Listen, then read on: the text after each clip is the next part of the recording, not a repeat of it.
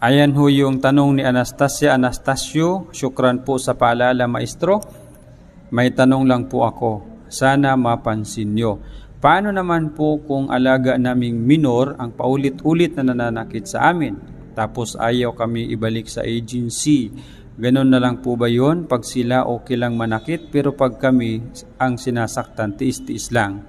Alam naman po natin yung pananakit is mali. Pero ang concern mo po kasi dito is bata, no?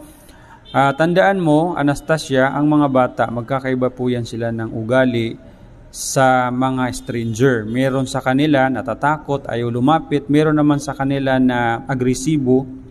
At kagaya ng sinasabi mo sa anak ng amo mo. Ang problema kasi dyan, hindi mo naman pwedeng saktan, patulan. Otherwise, ikaw pa rin ang lalabas na mali. Wala kang kakampi po dyan. Ang pwede mong gawin is maging kalmado ka sa bata na yan. No? Pwede mo rin kausapin ang amo niya, nanay niya, tatay niya. At kung may video ka, ipakita mo sa kanila para hindi nila sabihin nagsisinungaling ka.